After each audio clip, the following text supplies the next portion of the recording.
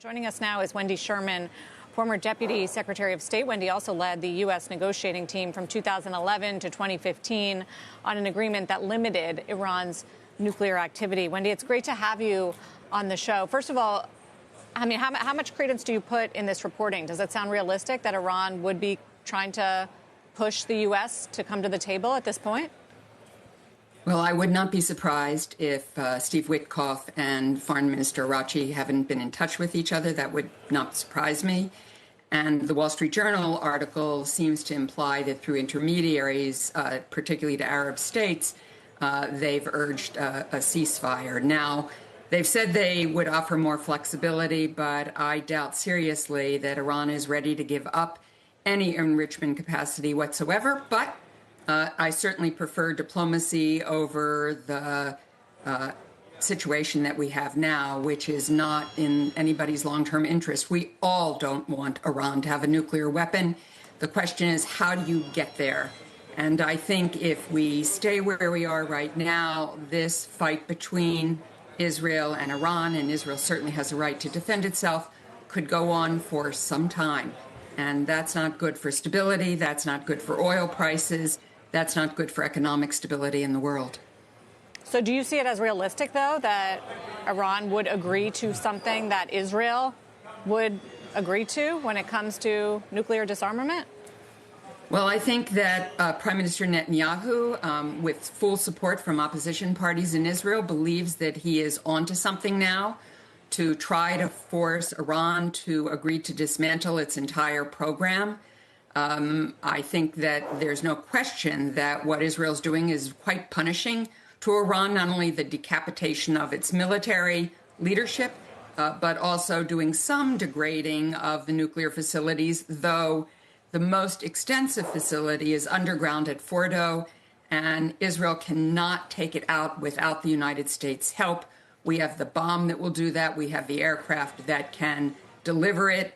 Israel does not. So Israel's going to continue to push, as are some hardliners in our own country, for the United States to get engaged. The president is trying to not make that happen. I agree with him on that. He'd like to get back to negotiations, and in my view, that is far preferable. But I'm not sure we'll see the end to this anytime soon.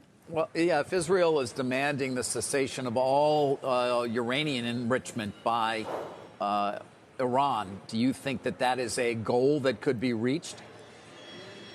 I think under the current circumstances, there's certainly pressure on Iran, but enrichment, Iran believes, is its right under the Nuclear Non-Proliferation Treaty.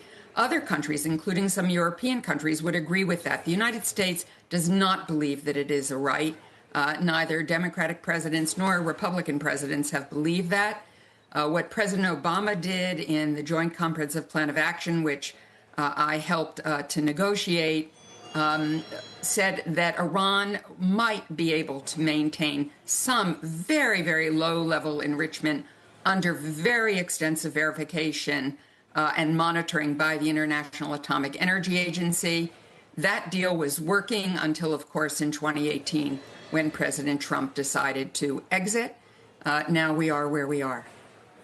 Do you think, Wendy, we're in a moment where those who have historically favored diplomacy, maybe a more dovish path, now see the opportunity being so close that they would graduate to arguing that maybe we supply some of those assets that would maybe take this threat out for good?